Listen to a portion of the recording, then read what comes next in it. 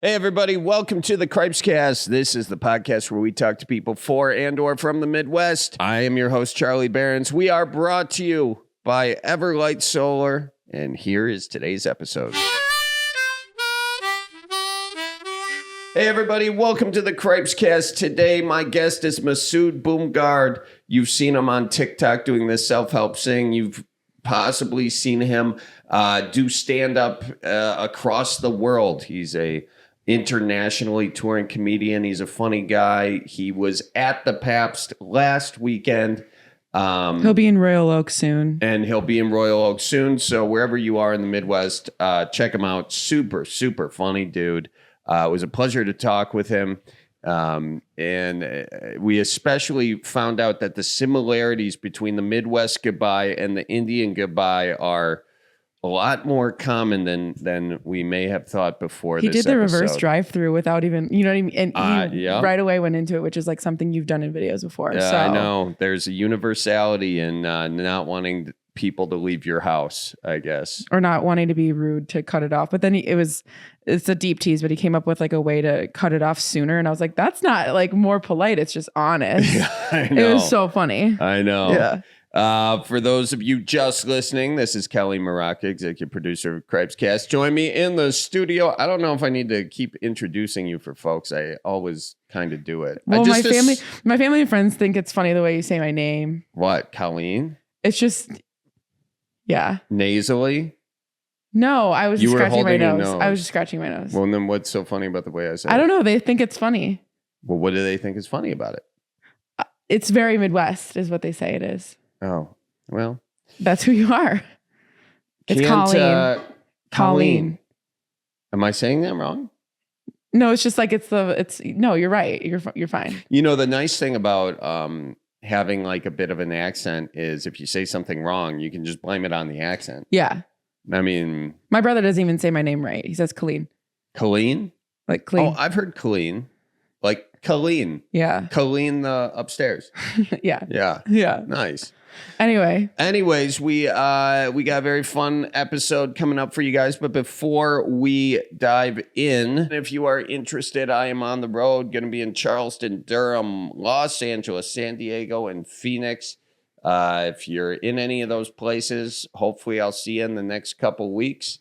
And and before we jump into this episode, I also want to say this week, like every week, we are continuing to raise money for Doctors Without Borders. Doctors Without Borders is continuing to find medical supplies and try to get as many into Gaza as possible as that situation continues somehow to become more and more disastrous. It's a very difficult thing, I think, for people to watch and to want to help with and to not know how. But Doctors Without Borders is where we have been directing folks since the beginning of this most recent conflict and just the devastation that we've seen since October. It's hard to watch, but Doctors Without Borders is helping. You can donate doctorswithoutborders.org. You can follow them at Doctors Without Borders. And with that, ladies and gentlemen, here is my conversation with Masood Boomgaard.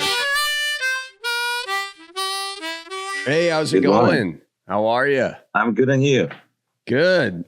Doing great. Where are you calling in from? Were you in San Diego? I'm in San Jose now. Ah, nice. How do you like California? Yeah, I'm enjoying it. What I like about it, of course, is the weather, especially, this time of the year. It's not as cold as everywhere else. Yeah. Well, speaking of as cold as anywhere else, you're coming to Wisconsin at some point, right? You're going to be playing at the Pabst. Yeah. Have you ever been to the Midwest before? Does Michigan count? Yeah, Michigan counts. That's right there. Okay, yeah. So I've been to Michigan. I've been to Chicago. Okay. It was this time of the year, and it was brutal. It was the complete shock to my system. I think I just went from the club to the hotel, and that was enough for me. I couldn't. Yeah. Sounds about right. I remember right. The first time I went there, I was like, you want to, you're a bit touristy, you want to see, famous buildings and whatever the case is. And I remember taking an Uber down to see the John Hancock building, and I got out of the Uber and I felt my face go numb. And then I was like, okay, just wait, I'm going to request you again. We're going back. I'm not doing this. You requested your Uber from the Uber? Yeah, I was like, yeah, end the trip, and I'm going to request you again. I'm not going. I'm not doing this. Like, I can't do it. I don't do well in the cold. Yeah, it wasn't even worth getting out of the car. That's impressive. I want to say I think the first video of yours I saw was the one on Bitcoin. Fuck crypto. You don't need the anxiety. Before you bought the bullshit fantasy coin, your life was good. But then you made some money and became greedy.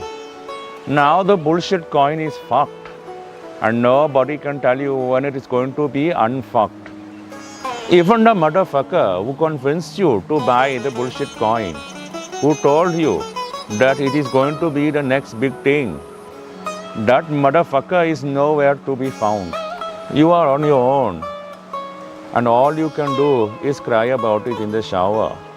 And hope and believe that your bullshit coin will go up in price again, so that you can sell it and make some money and buy some more and then get fucked all over again. That is crypto.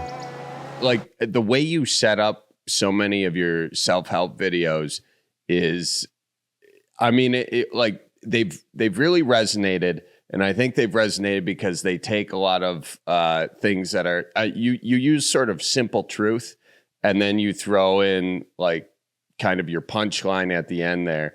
Have you found like a formula for these, or were you doing a bunch and then one you were like, oh, that's the formula? Or how did they take off the way they have? Because they're all hilarious, and I love how it's a formula that you can like you can repeat, but then also twist and sort of subvert from what the expectation is.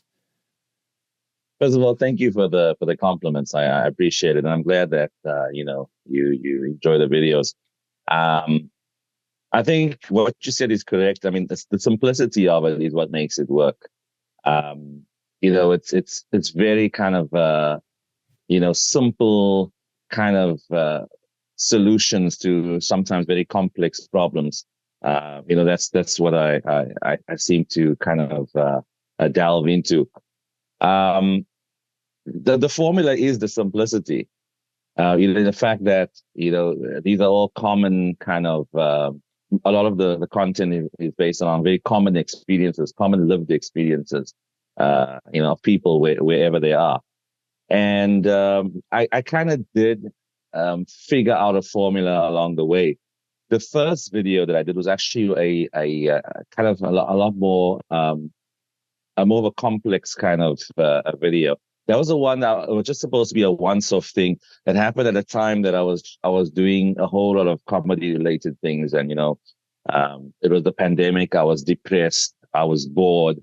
I just felt I needed to kind of like keep pushing myself creatively. Otherwise, I was going to kind of implode at the time. And the idea kind of popped in my head, and I shot the first video, and I hadn't even had a TikTok account. Someone said, put it on TikTok. And I said, what? TikTok? I mean, that's for idiots, man.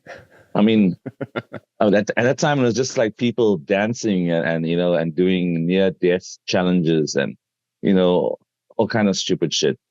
And I said, okay, fine. I'll put it on there. And I put it on there, and I totally forgot about the first video. And I think a couple of weeks later, people were telling me, hey, we've seen your video. I wasn't sure what they were talking about. And then one day somebody sent me a link, and they said, hey, your video's, mentioned on the front page of Reddit.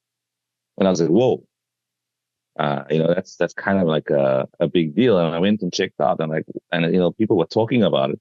And I hadn't logged into my TikTok account since I uploaded the video. And I went in and I got a shock of my life. There were millions of views.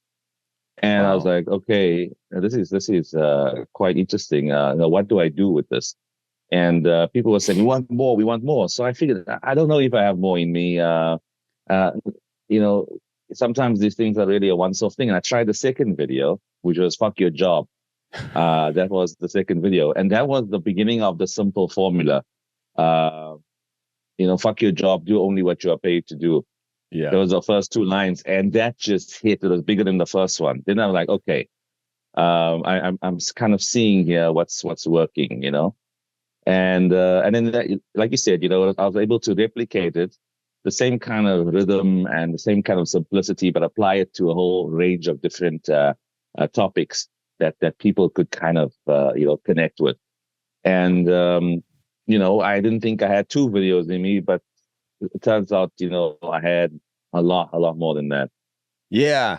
And you tackle so many different topics, whether it be like relationships or sort of work, as you said, or money, thinking of like with the Bentley video. I forget when you put that out, but what topics do you find like really hit with people, and do different cultures like resonate more with different topics, given that you've got such a big international following? The topics that kind of resonate are to do with work and with love.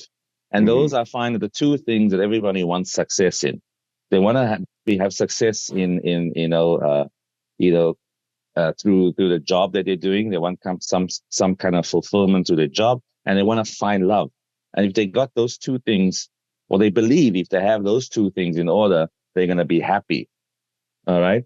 So anything related to those two things, kind of connects with the audience, and generally, connects with people everywhere, because no matter where you are, you're going to work, right? And you're going to be trying to make a relationship work.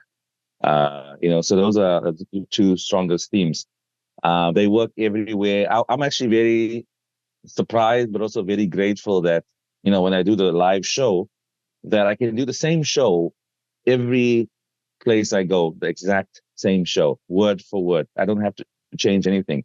Whether I'm doing the show in Thailand or Spain or the US or wherever it is, even places where English is barely spoken, somehow, people kind of just get, what is being spoken about. And it's because, I'm not talking about me in this show, which, a lot of stand-up is. I've done, kind of classic stand-up before, we talk about yourself. I'm talking about them, and that's what they like. And that's why it connects with them. So I've seen stand-up clips of you online before, and a lot of those were about maybe the place you were at the time. I'm thinking at the Durban Comedy Festival, and then one other. So you're saying for your current show, though, you're are you in sort of this character, this self-help kind of character, the whole show? Yeah. So basically, it's almost like method stand-up in a way. Okay. It's completely from the time they announce me on stage to the time I get off that stage, I'm 80 to 90 minutes in the zone. I don't break character at all. It's completely immersive for the audience, and Wow. that's what they want from me right now. So, I was speaking to somebody else about this the other day. They're like saying, "Hey, do you come on as yourself at any time during the show?" I'm like, I've tried it a couple of times, and it was, people were like, "Yeah, this is great, but bring on the other guy." I even had times where I've kind of like opened for myself. I was an opening act, and it's the weirdest thing being your own opening act and having the audience still want the other version of you. Like it's a kind of different kind of like pressure, because you go on there and you're like, they're not there for you, they're there for the other you. If that makes sense. It's completely like a mind fuck, to be in that situation. But I understand now also that, and it's something that artists would grapple with, doing kind of like what you want to do, and, doing what the audience wants to do, and what audience wants you to do. And right now, I got to give them what they want, and they want, me to do what I do online. And, I'm happy to do it, of course, at some point, perhaps, I'd like to kind of, bring a little bit more of myself into it. But right now, this is what they want. They like the fact that it's completely immersive. They're connecting with the guy they see online. for 80 minutes and, leaving happy at the end of it. Yeah, so how are you able to take this character that people love in sort of these small bits, these like 1 minute kind of clips, and then expand it out? It sounds pretty cool, but did you have like sort of stuff on stage to help build like a stage set, or is it all sort of just within the character? And then how does that character tell stories? Does he stay in that sort of self-help thing, talking directly to the audience? All setting that up with, if you want to just tell the audience, just wait to see the live show, you can totally say that too. No, I definitely would love them to see the live show. However, so I'll talk a little bit about the show anyway. So first of all, when I talk about the show, I have to talk about the kind of anxiety I had developing this for the stage. It was never supposed to be a live show. Remember, I said at the beginning of this, I was just, testing an idea, because I just was bored and I needed to do something creative at the time of the pandemic. And when everything started blowing up, I got contacted by people in the States and in the UK and, promoters, and they're like, hey, we want to promote your show. And I was like, what are you talking about? No, that thing, that self-help thing, we want to do your tour for you. And I'm like, there is no show. This it's just a fucking 2 videos online. What the fuck are you talking about? And I'm like, no, there has to be a show. There has to be a show. And then, I tried to talk people out of it, including the agency that I work with at the moment. Like, I don't think this is going to work. You can't take this stuff and put it into, TikTok videos don't translate into shows necessarily. And I was scared, man. I was scared. And before I could even convince anybody this wasn't going to work, I had 9 shows booked in London, and I had shows booked in the States. And December of 2022, there was no show. February of 23, there were already dates booked. So I had a month to come up with something. And, it's one of those moments where you have to tell yourself that, you got to try this, and you got to, if it completely bombs, at least, you tried it, you gave it a shot. And I literally started writing a show, based on the kind of, not, I will tell people this much, right? Nothing you see, it's completely different to what you see in the videos. The philosophy is the same, the feel of it, but it's a different experience. It's a live experience.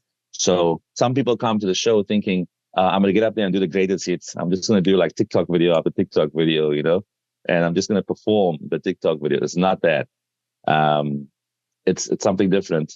But if you like the videos, you'll like the show. So anyway, I managed to write the show down. Times the dates are on the calendar. I'm like, there's tickets sold out. The shows are sold out. I'm going to have to go do this shit. And it is no show. And I write the show, and I literally had 2 opportunities to practice it in my home country, South Africa. The first show was a complete train wreck because there was no structure.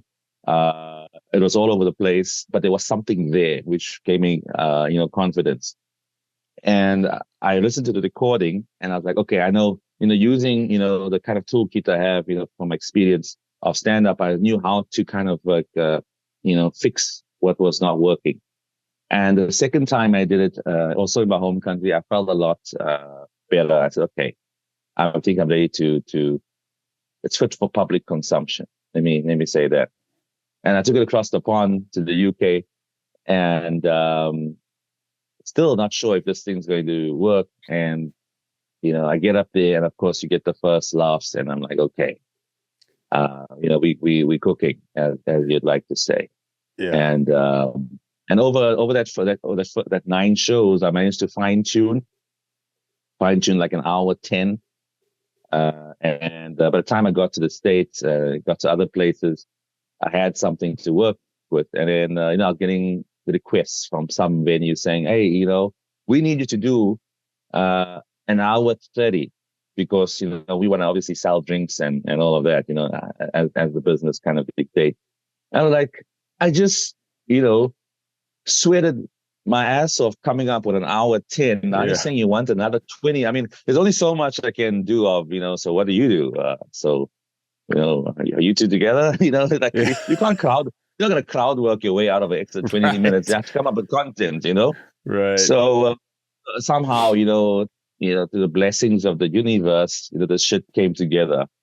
And I've done it in 24 different countries since I started doing it. And it's got to a place where I'm kind of happy and comfortable with. In regards to, I want people to come and see it, but it's, I would say it's a kind of like a hybrid show. It's it's stand-up, and that's the nuts and bolts of it. At its heart, it's still stand-up, but it's a bit of like a kind of like a how do I say, like an Eastern philosophy TED talk kind of rolled into there. And of course, it's a bit of because it's in character, it draws on kind of like those kind of like what Andy Kaufman used to do, that kind of thing. Yeah. And it's a bit of everything. And I think that I've used everything that I've learned along the way to kind of like whether it's sketch comedy or acting to kind of like make something just a juxtaposition of different things, And it's of course it's the music and not too much in terms of in props and all that you're talking about. Not too much of that, but it's a very immersive. From what people tell me, it's a very immersive experience, and it still surprises me when people come and tell me that that this transcends comedy in a sense that it's actually making a difference to people's kind of mental state. And not that comedy doesn't in general, it does. I believe comedy is genuinely healing in general. But when people come and tell me, oh man, what you talk about has helped me get through a tough time at work, or I was depressed, and I watch the videos and I come to the show and I feel better. That kind of stuff still surprises me, because I mean, stand-up comedians, we see ourselves as clowns. I mean, we don't think we're changing the world, or I don't think, but to know that in some small way that it is making a difference, it's really cool, I feel. Well, and your videos, and it seems like your live show as well, sort of are presenting a like philosophy and an outlook on life. And you're kind of using what people like, kind of subverting what people expect, like with the character, using like more like modern language, I guess, today. You like set it up like in the traditional, and then you flip it to modern, and your tone doesn't change. And I think you brought it up already. That juxtaposition of that is just hilarious and really resonates.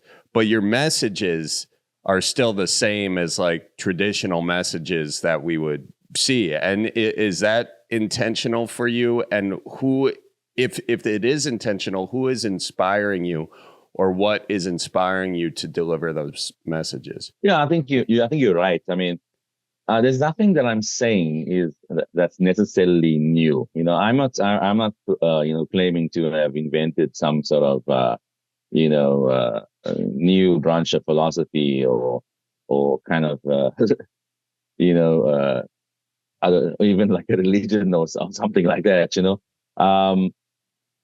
I think what I talk about, if I have to put a label on it, I would call it common sense wisdom. That's I like that. It's shit that people know already, but may have buried in their subconscious, or just kind of like, it's just in the back of their minds, or, and what I do is I bring it to the forefront of their minds. I bring it to the front of their minds, and say, hey, just a reminder, X, Y, Z, it's things that people know, but like you say, it's the way that it might have been presented that kind of just clicks. Like you can hear the same thing a million times, but sometimes it takes for you to hear it in a particular way that kind of just clicks with you, and it works. So I think, I'm not consciously inspired by any particular person or philosopher. I studied philosophy. I don't remember much of it, from college days. But there's probably some of it stuck in there, and I'm drawing on it without even knowing. Yeah. If that makes sense. It's a mishmash of shit that I've kind of been exposed to and read over, probably 20, 30 years of my life. And I'm just kind of like presenting it in a way, like you said, that is the language of the people. The common deal. Did you grow up religious yourself? So my family, my family wasn't, they wouldn't, how do I even say it? They weren't like very religious. They were kind of like, wanted us to be exposed to, to the world and kind of have different experiences in life. But I wouldn't say that they were like kind of dogmatic, in any sense, but there was always a spirituality, in my household. There was always, a sense that you, needed to be connected to something other than, yourself. And right now in my life, I also, I feel, connected in a way, to sort of, like, I'm gonna call it the universe or a higher being, in a way that makes sense to me. It's a personal journey, in that sense. But I don't have a story where I could say that, I was beaten because I didn't want to go to church or mosque or any of that. It wasn't that kind of upbringing. But I do consider myself quite spiritual, though. Yeah. And how do you see, because we live in sort of this day and age where I think the most people ever consider themselves no religious affiliation or anything like that. Yet there are a lot of people that attribute themselves to be spiritually sort of satisfied or spiritually engaged. Have you encountered any of that or seen sort of any thoughts on that in your comments or your DMs based on what you do, since you're kind of like close to, you're parodying this sort of spiritual self-help person? Do you get any feedback about that? Like, I don't go to church, but I watch your videos or something, or do people have a connection to it? I think, by design, and I was careful about this, that the character, doesn't kind of, fit into any particular box when it comes to, religion. Mm-hmm. He doesn't, Help Singh, isn't propagating religion. He isn't part of any religion. He's just part of the world, and he speaks to everybody. I didn't want to kind of, create content that was, excluding anybody, or kind of like counter to anybody's, beliefs. Nobody's really said, they. I've had some really wacky comments where people have said, he should start a religion, or like, if there is a religion, where do I sign up? I want to come to this religion. I get that kind of thing, but nobody's, obviously, I'm pretty sure that's tongue in cheek. What I hope it is, because I would never want the character to be seen as a kind of like a cult leader or something of that sort. Well, I think that's kind of what I'm getting. I asked the question because I think I saw a comment or a couple comments in some of your videos about it, but then it got me thinking, like, and also hearing your response. You don't want it to be, and I know you're not taking this that seriously anyway, but I just think it's interesting. You won't want to take it to the level of religion because religion is exclusive, whereas you want to be inclusive. But exactly. All religions should be inclusive, and so that just I found to be interesting, and I was curious if you had comments or thoughts on that in particular. Yeah, like I mentioned, a few moments ago, I'm on my own personal journey, with my own connection to the spiritual and to higher being and all of that. And people should have their own personal journey, I want them to take what they feel is useful to them from what I do. And I want that hopefully to make their lives better without telling them that, you need to be part of, some sort of subscription based entity or, some sort of structured thing. And, I make a point of, I don't break character in the show, but when I come out and do the meet and greets, I make a point of breaking character. I do it on purpose. And that's to remind people that, yes, we had a great time. You connect and you enjoy this. And, I want you to feel kind of like, uplifted after the show. But just remember also, I'm full of shit. I think that's important. I don't want to dupe anybody or, because we assume that people will get that, that something is satire and performance and all of that. But some people might not, Right. We can't make assumptions for everybody. So I make sure that when I meet people that I'm like, okay, listen, I can switch this on and off. And I'm letting you know that I'm also a real person, and what you see on stage is performance ultimately. But it's super cool that you get, some sort of value out of it.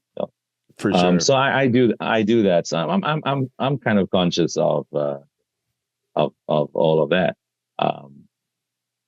So yeah, it's a very interesting question. I've thought about this, and I like to kind of keep that separation between me and the character. Yeah, I get that. It's interesting that you kind of found yourself here. You've tried a lot of different things in your career, and you've been doing a lot of different things, from film, more traditional stand-up. Were you not in news as well? I was. So my day job, I studied to be to work in media. I had the same thing. Where were you doing that? So back home in Durban, South Africa. Yeah. Which is on the east coast of South Africa. I went to university there, and I did a degree in media and communications. Was the one major, and the other major was political science.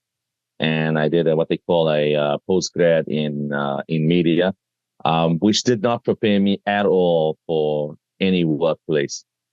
And then at all. In fact, I remember so clearly.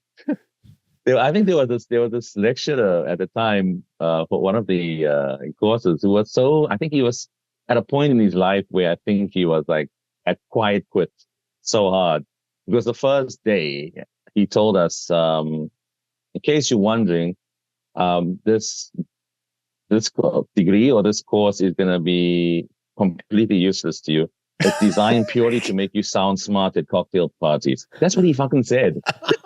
And we all looked at each other like, hey, but he said that it's only designed for you to make you sound smart at cocktail parties. And he was teaching the class, and that's what he said. And he was right, though. He was so right. He was being real with us, Yeah. Because when I came out of that, I was unemployable. Because I had all of this, theory in my head, and about this guy's views on critical theory and various things, and you got all of this. What can you do? I ended up being a freelance writer for a local newspaper, and I did that for a bit, and eventually they offered me a job, and I worked in one of those kind of old school chain smoking, coffee drinking newsrooms, And the reason why I wanted to be this was like just before it all ended, just before newspapers took a nosedive globally, Yeah. It was still, the days of like you see in the films, these packed newsrooms and phones ringing, and a guy's got a cigarette in his mouth, and he's writing little notes, and he gets up and he goes to a crime scene, I was in that environment. And I wanted that for me. When I was a kid, I wanted to be a journalist because of Clark Kent, right? Yeah, right. Superman Kent. Superman was a fucking journalist, you know. And I said, yeah, that looks like, you know, fun. And I did it, and shit, it was not that fun. It wasn't like that. It was high pressure. I did it it was, you know, quite nice for a long time. And then I kind of like said, I don't want to do this anymore. I didn't like the fact that the whole kind of philosophy of what we were doing was, if it bleeds, it leads. Right. There was bad news, man. Bad news sells. Well, right? what were you writing mostly about? I did everything. So in the beginning, I was doing hard news reporting, murders, you know, robberies, suicide, high profile kind of crime, you know, politics, like, you know, really serious stuff, Yeah. you know. And I would, I don't know why, for some reason, I would cover a lot of murders and court cases, because we had a lot of that going on in where I live, you know. Right. And for me, the kind of ambulance chasing thing that we were doing as reporters, it kind of got to me. It kind of started to affect who I was as a person, you know, deep down, because I don't want to be around that kind of negativity. And Right. what was the turning point for me? You know, the one day we got wind of, you know, somebody. I can't remember the circumstances of how this gentleman actually died. But I was told by my boss, you need to go to his house and go interview his now widow. I mean, this is like within hours, and you got to go, you know, ask a person how they feel, get that, you know, that you know, heart wrenching comment from the victim's wife. And I'd done this 100 times by then, and I went to the house, and I rang the bell, and of course the lady came to the door, and I said, "Hi, ma'am, I'm so and so from this newspaper. I just want to say, first of all, I'm really sorry about what happened." And she said, "What do you mean?" At that point, it struck me that she hadn't even been informed yet. Oh no. And then the phone rings in the background, and someone in the house picks up the phone and starts howling. And I'm like, oh my God, this is fucked. So at that point, I was like, no, I need to get out of this shit. I mean, that was it for me. That broke me. Yeah. You know, to be, and I did a lot of bizarre, I mean, that's a whole nother podcast to tell you the kind of bizarre shit that, you know, I covered as a news reporter in a place where bizarre things just happen, you know, on a daily basis. And, yeah, and then I was moonlighting as a comic to kind of like, you know, offset that. And, yeah. yeah, and I got to a point eventually where, you know, I was making enough money as a comic that, you know, being at a full-time job was actually, you know, blocking certain opportunities. So I had to make a choice. And then I got an asshole boss in who made the choice easy for me. because up to that point, I had a boss who had quiet quit, and he just didn't give a shit. Yeah. What I did, where I was, if I went and out with did gigs in the middle of the day, he did not care. I think the only thing he really worried about, if he needed me to pick up his dry cleaning or something, I would happily go do it. But I love that deal, right? Imagine having a boss who doesn't give a fuck what you're doing. You know, when your boss quiet quits is got to be the best. Yeah, this guy he had checked out, like seriously. And so I was happy. And then eventually he quit for real. And the guy who came in was like a megalomaniac, and this guy wanted to micromanage, and that made it easy for me. Yeah.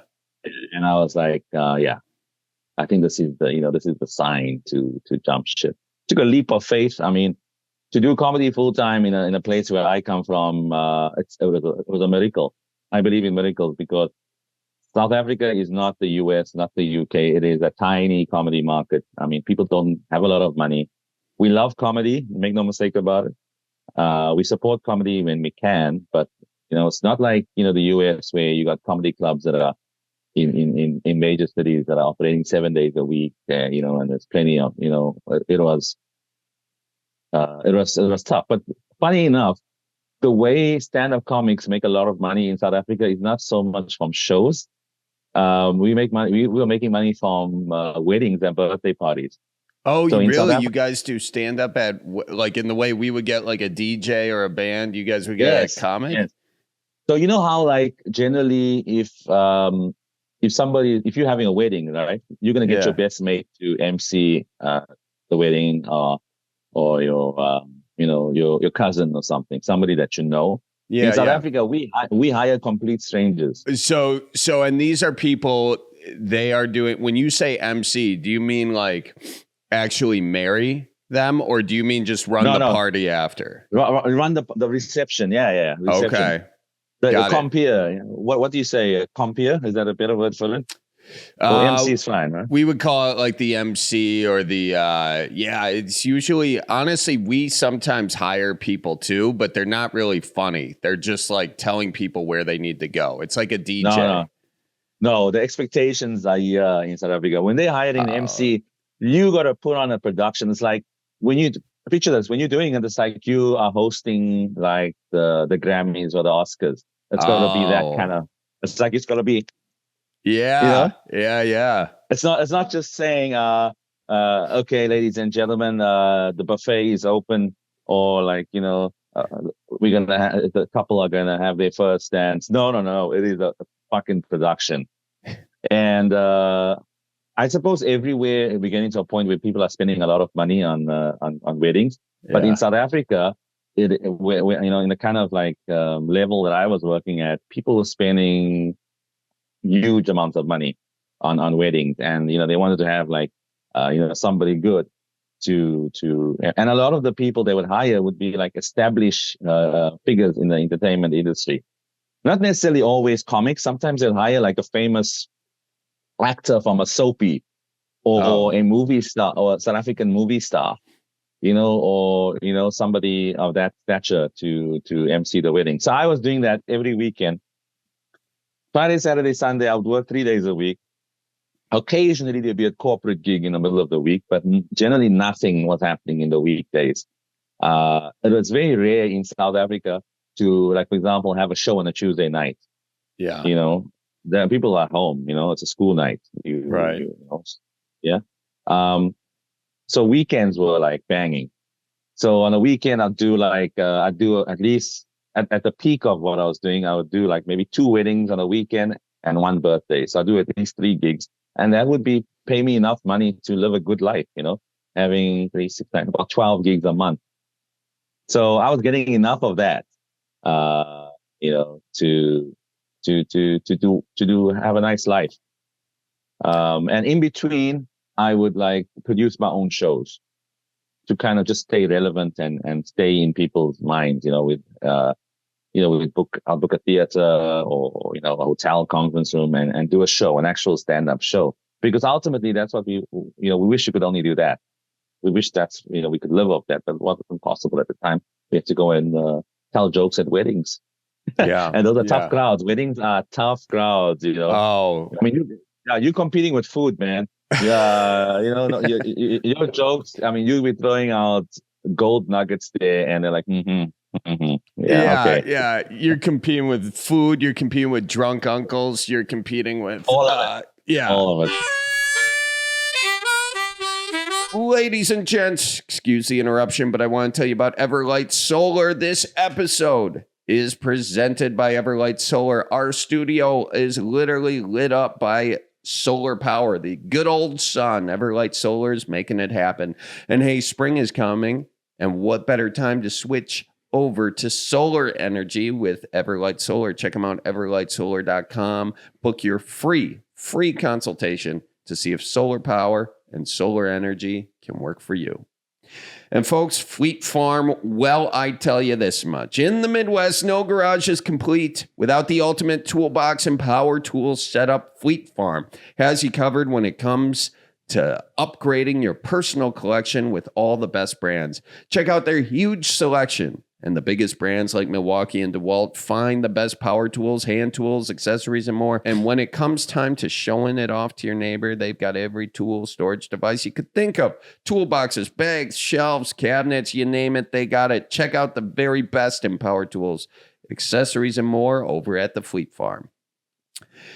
And it is time now to tell you, ladies and gents, if you really want to support the Cripescast, go to cripescast.com. Click on the merch section. And Colleen, we've got it all up there, don't we, for merch and stuff? Yeah, so go to cripescast.com and it has everything about the show. But the best way to support is if you click on our merch and it'll direct you to all of our Midwest items. We got Team Pop versus Team Soda t-shirts. We've got Roll Out the Barrel t-shirts that people are loving. Lots of t-shirt designs that are all based about the Midwest. We have a lot of sweatshirts, crew necks, hoodies, all of that jazz. Cribbage board, games, cards, card sale. They got it all. And patreon.com/Charlie Barons, where you can get extended intros, deleted scenes, early notice for show dates, and a whole heck of a lot more. Yeah. So go check it out. Go check it out, folks. Patreon.com/Charlie Barons. And back to the Cripescast. What's the weirdest thing you've ever seen at a wedding? Shit. There's a lot of that. So I'll tell you the one that comes to mind immediately, and that's probably the one I should tell you. So I've had drunk uncles come and grab the mic from me. Yeah. I've had that. It happened at least once or twice. I'm doing my shit, and in the middle of my stand-up, the uncle, he's obviously heckling me the whole time, and he comes up and he wants to show that he can do better. And as uncles do.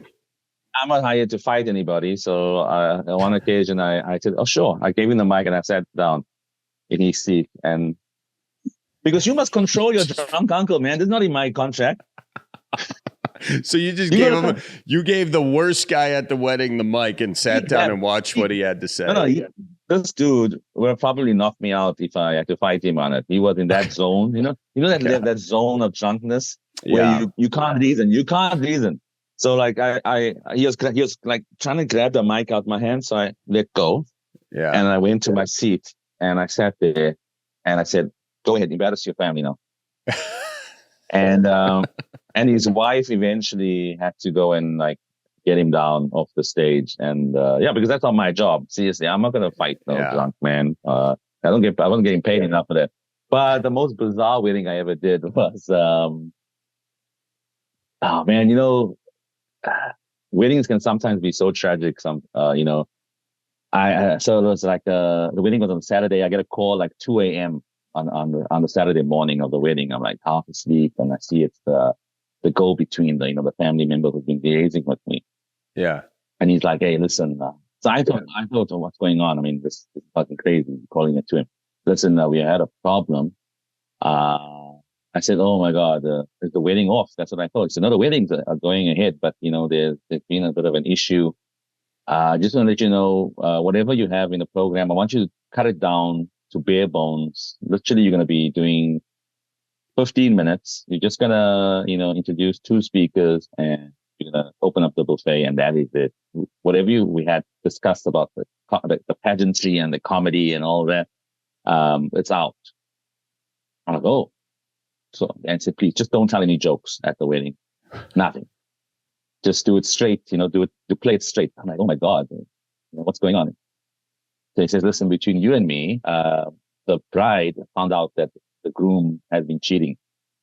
Oh. And she caught him the night before. Having one more go with the bridesmaid, who happens to be her good friend.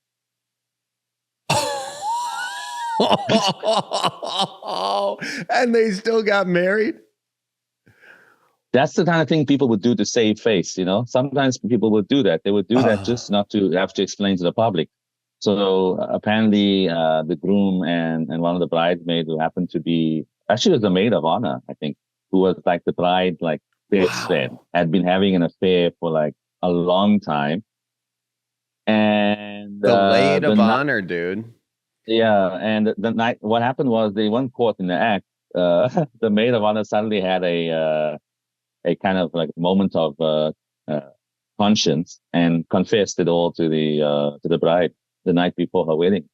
Well, good for her. You know, I mean, really stepping up to the plate on that. So the wedding went ahead. It was the weirdest wedding I ever did.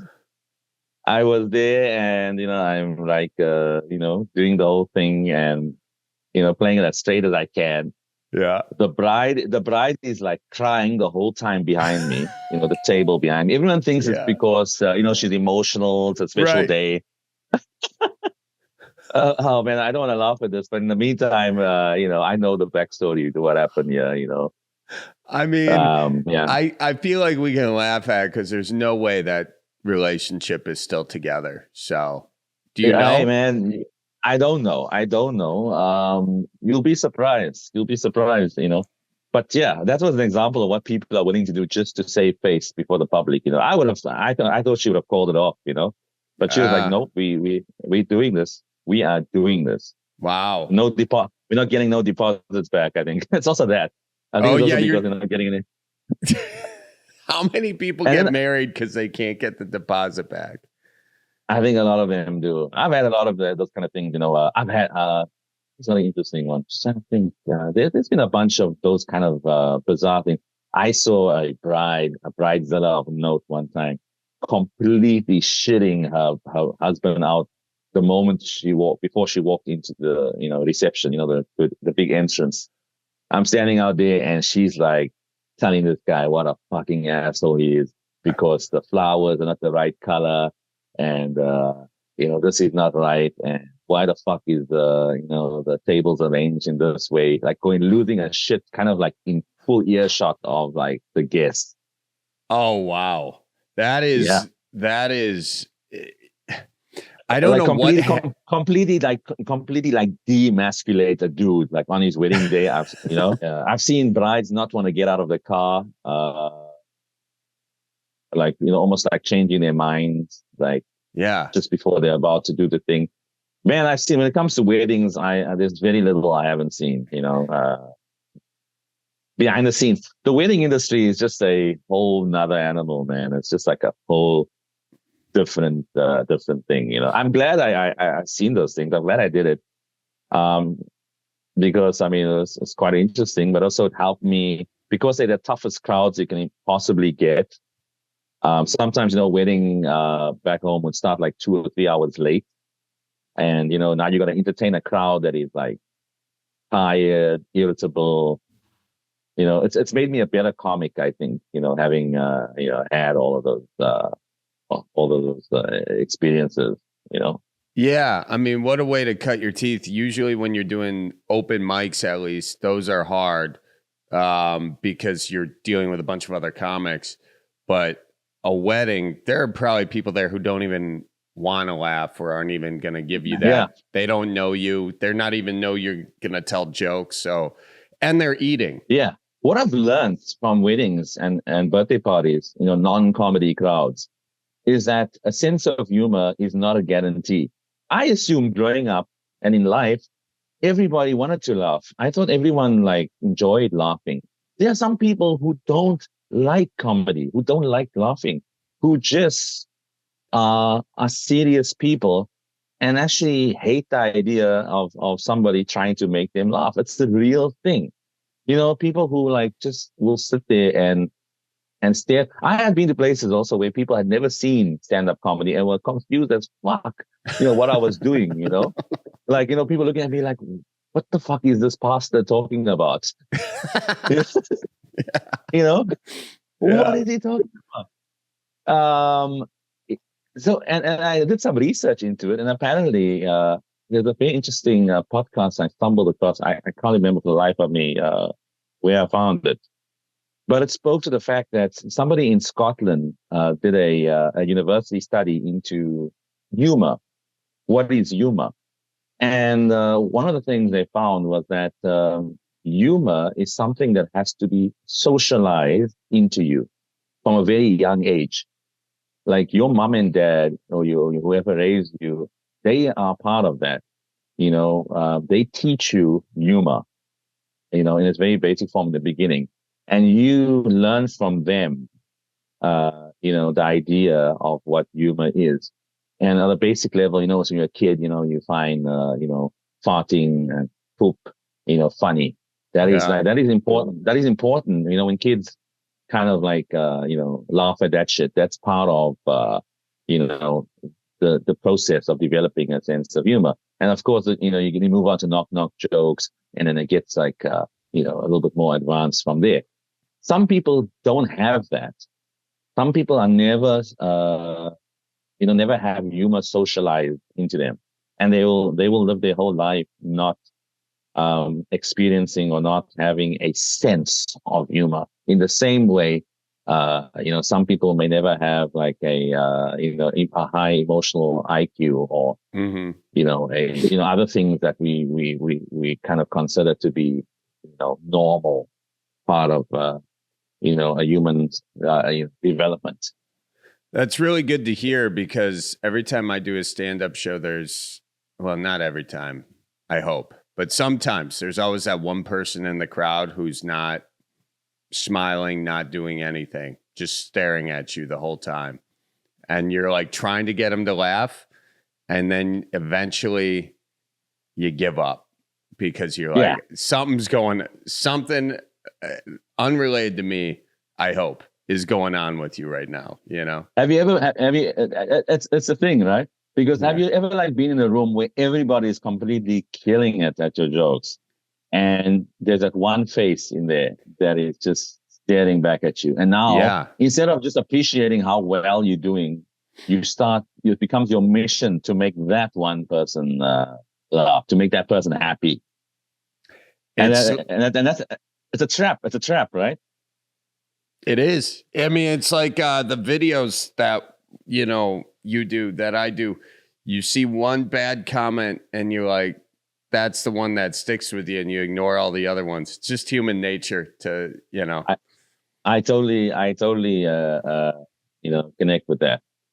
Because that is it. You read like all these amazing comments, and that one thing will bother you, and it can bother you for like, throughout your day if you let it, But also I realize that, as much as some people don't have a sense of humor, some people are also a little bit more kind of subdued, in the way they express their enjoyment. True. At comedy. Like, people ask me about audiences. They say, you've been with these places, which are the best audiences? I think they're all great in their own way, but I can tell you which ones are like very difficult for an artist to kind of like get a sense of how they're doing. Like I went to Norway last year, and I'm doing the show in Oslo, and man, I think I'm bombing on stage. I'm like, oh my God, they fucking hate this. They hate me. This thing is a disaster. And in my mind, I'm like, okay, I need to write it down. The show doesn't work in Norway. It doesn't work in Norway. We're gonna just do the time. We're gonna do the time, and we're gonna go home, in fact, to the hotel. We're gonna cry, and then we're gonna move on tomorrow. Yeah. Just gotta get through this hour 20, and then life will go on from here. And it's one of those gigs where like you like fucking you're sweating the whole time. You're like, and you look, oh fuck, only 10 minutes gone. Only 10 minutes gone. I still gotta be up here for another hour. And like the best I'm getting there is like, oh my God. And here I come and I finish the show, and I get like the biggest applause. I'm like, are these people just like really like nice, or are they being like just like they're just being polite? And then I'm like thinking, okay, I'm probably gonna like leave the theater and just forget about this gig. And then like the manager comes to me and says, listen, you got a big line of people for the meet and greet. I'm like, really? These people still want to meet me after they hated this show? And lo and behold, I come out the theater, and there's this huge line, and basically everybody stayed behind the meet and greet. And people are like, oh, it was good, yeah? It was amazing. You were so good. I'm like, really? You should tell your face that. What was the deal? So they don't laugh as much, or what? They're a little bit more reserved, I respect that. It's a culture thing, it's different. It's different everywhere, I learned. I wish somebody had fucking told me this before. Right. If somebody just said to me, "Listen, dude," before I went on, listen, they're probably not gonna laugh that much. It's not you. It's just the way it is, Yeah. Yeah. I would have had a lot more fun that night. Nobody told me that shit. They sent me to the wolves. They let me go up there and believe in hours bombing. Have you ever bombed so hard where you start to question your life choices? Oh yeah. You're like, that way where you're like, when you're driving home after a gig, you're like, maybe mom and dad were right, Maybe I should try and be a lawyer after all. Yeah. It's like, look at you. You're like, look at you. Who do you think you are?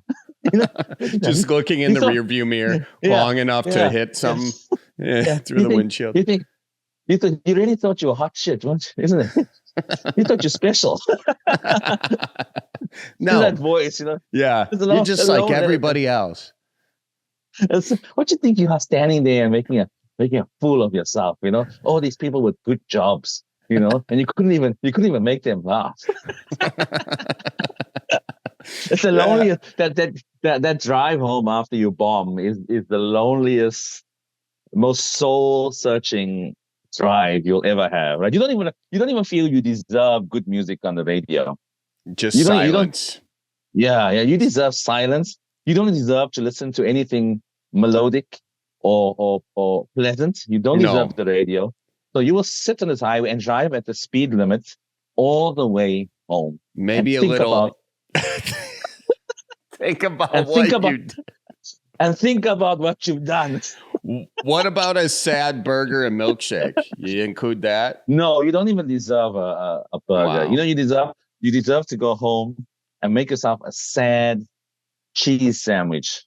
Oh yeah! Wow, you're even harder on yourself than I was. I would at least get a sad burger. Man. Burgers and milkshakes are for winners. You're not a fucking winner. I feel like you're doing the opposite of the self-help talk right now.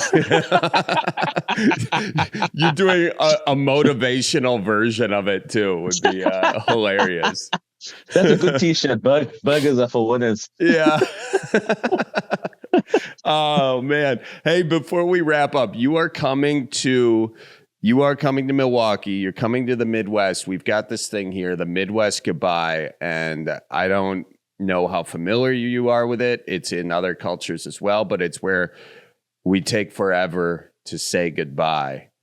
And, because they offer you another beer, you have to take the leftovers. You have to go help them fix a door. You have to go look at their new snowmobile in the garage or whatever. I'm curious.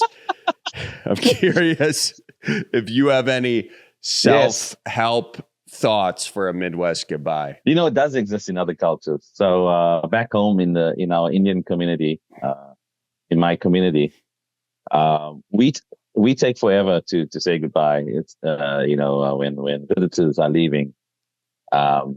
Usually it's because there's an uncle that's leaning to the open car window. Yes. Yes. Yeah. That's great. Yeah. Indian uncles do that as well, huh? Yeah, they do. They lean through the car window and they'll talk stupid shit. They'll like comment on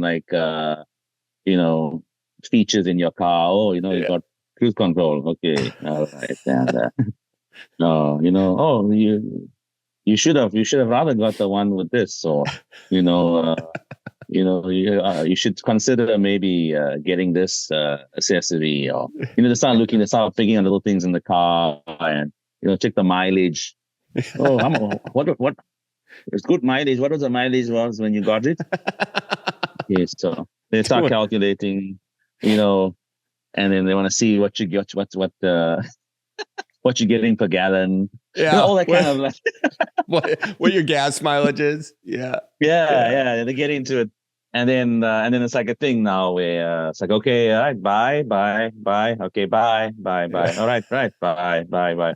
Don't go down this way. Rather take the other way. Yeah, take the other way rather.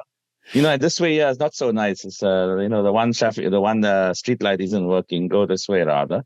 It'll take you. It'll take you 20 minutes longer, but you don't want to go here because it's one street light that's not working. Go there, it's better. All the street lights are working. Never mind, it's 20 minutes extra. Just go. It's better for you because all the street lights are working there. Oh my God. Yeah, dude, that is so funny. Okay, so So if you want to know how to cut that short, okay. Yes. So I don't know how to solve that. I guess the only thing you can do is like literally roll your window up, and if you are the one that's being held back, to roll your window up and just fucking get the fuck out. Yeah.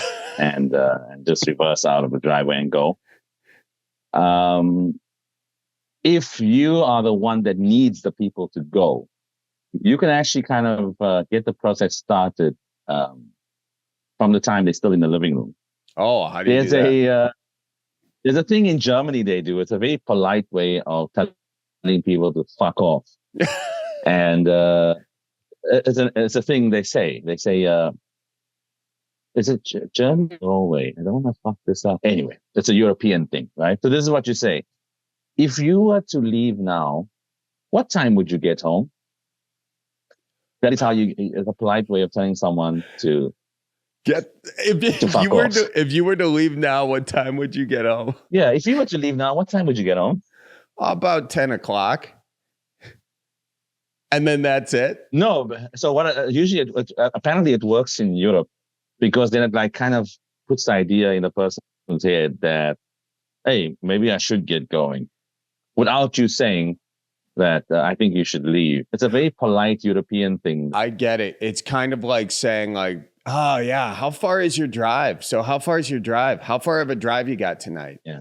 Kind of like that. Yeah, yes. I could see that. That's really funny. Well, that's good advice. So that should start the process of them getting up from out of the living room and then heading to the car.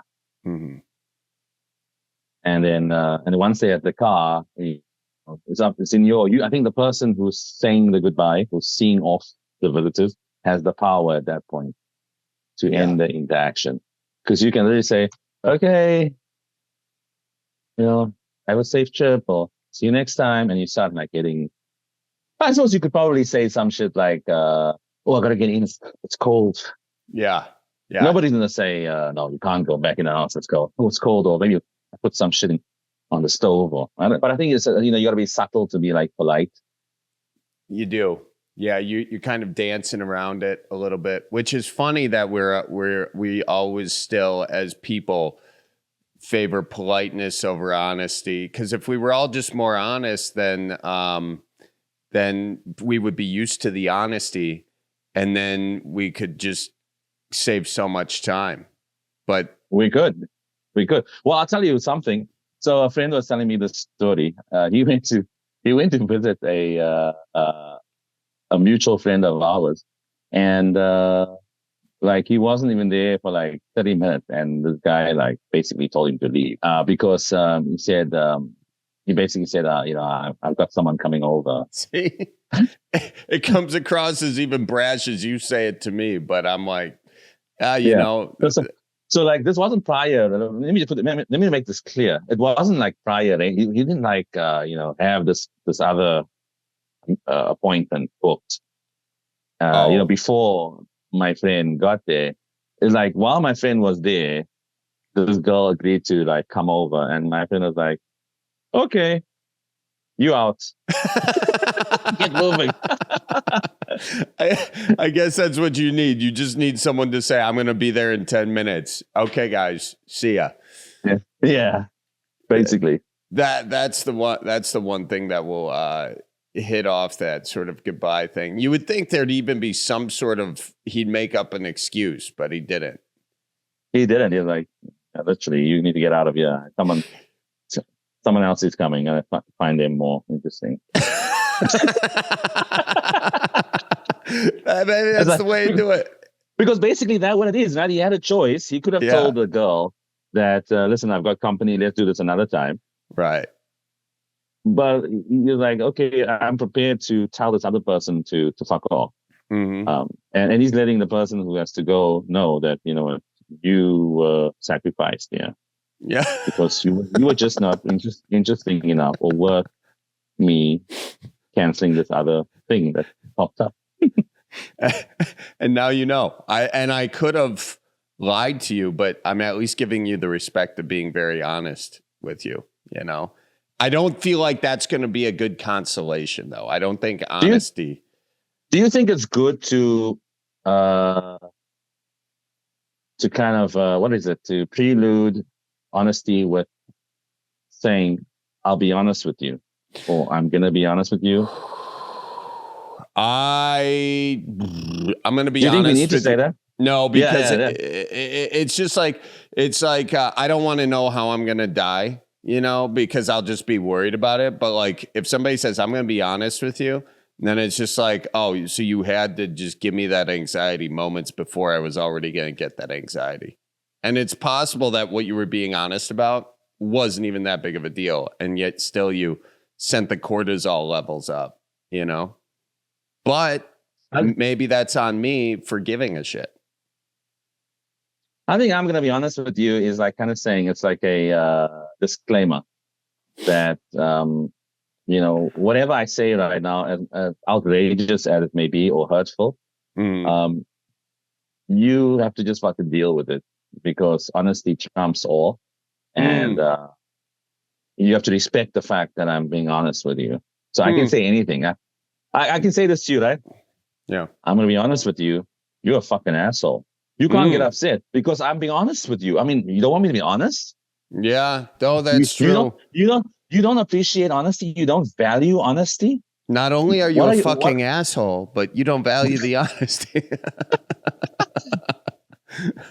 I heard the politest way of telling somebody they're an asshole sometimes some things don't translate into other languages, like certain English phrases. Yeah. Like it doesn't exist in another, it doesn't come out the same. So I was in Europe, and this cab driver yelled at an English speaker. He told him that asshole is your name. He didn't say you're an asshole. He said asshole is your name, which I think is worse. Asshole is your name. I think it's worse than calling someone an asshole. Asshole is your name. That's powerful, man. It is, right? Yeah. Because you're not saying that, you're saying that your sum total of your existence is an asshole. Yeah. Even though saying you're an asshole is almost, it's almost more, maybe it's because we're not used to hearing it. Maybe we're so used to hearing you're an asshole that we don't think about it. But when you say your name is asshole, now we're thinking about it. Now we're like, damn, that hits. You're not branded. I mean, that is who you are. Yeah. That is that is like it's like your kind of like your identity. Yes. Asshole is your name. Yeah. It's like on your ID, Yeah, if you just pull up an ID and it's just an asshole, it's like, yep, you can go in, That's one of the best things I heard, asshole is your name.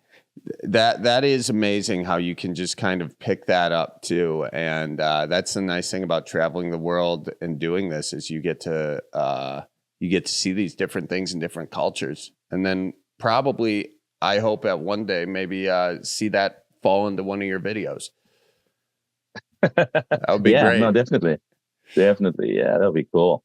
Well, dude, this has been absolutely awesome. Thank you for talking. When are you coming to the Paps? When can people come see you in Milwaukee? I need to find the... hang on. I'm getting told. Is it this weekend? I got such a crazy thing. I need to like... Give me a moment, and I'll tell you exactly where I'm going to be in the Midwest. Yes. Shit, where is all of this?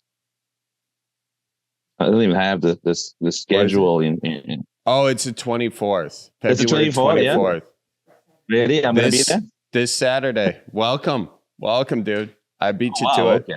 And by me, I mean Colleen, who's sitting here. She beat both of us to it. So, well, cool. Well, you're going to enjoy yourself, I hope, in Milwaukee. It's warmer here than usual.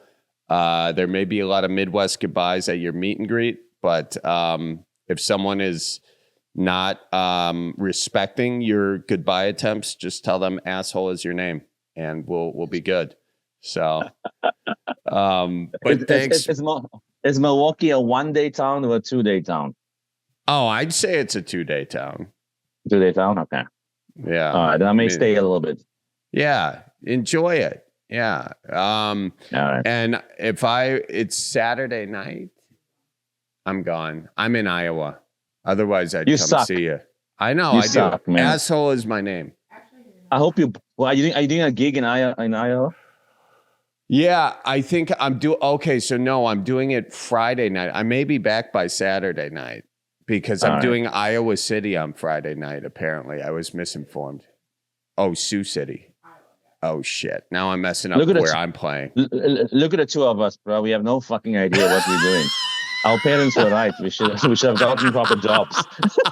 What kind of bullshit is this? We don't even know where we fucking work. We both deserve silent commutes to the next city of which names we do not know. What kind of job do you have that you don't know where you work? You're just a bum. You're going to become a bum. I know. Oh, they were right this whole time. Oh, well. Yeah. Oh, well. Yeah, at least we're living proof of it. Dude, this was so much fun. Thanks for talking. I love your videos. I'm excited to see, hopefully maybe see your show. And we'll chit chat soon, I hope. All right. Thanks for the opportunity. I appreciate it. Absolutely. We'll talk to you soon. All right. Goodbye. All right. See ya. Folks, thank you so much for listening. Thanks to Masood for coming on the show. Make sure you follow him, Masood_Boomgaard, MASOOD_BOOMGAARD. That was fun. Yeah, I like it. Find him on Instagram. Find him on TikTok. Very funny fellow. Really enjoyed talking to him. And as always, you can find us at Cripescast anywhere you get your podcasts. Colleen, thank you very much. Hannah Milos, thank you for editing, and thanks to all of you for listening, and I hope you all keep her moving and watch for deer. So roll out the barrel and get the band brewing. Life's got you down, just keep her moving. It's on Wisconsin, the Badgers say it's the old Wisconsin Jubilee. You know, sometimes when you're ice fishing, you put your foot in the walleye hole and go ass over tea kettle and you think you're done. No, you gotta keep her moving.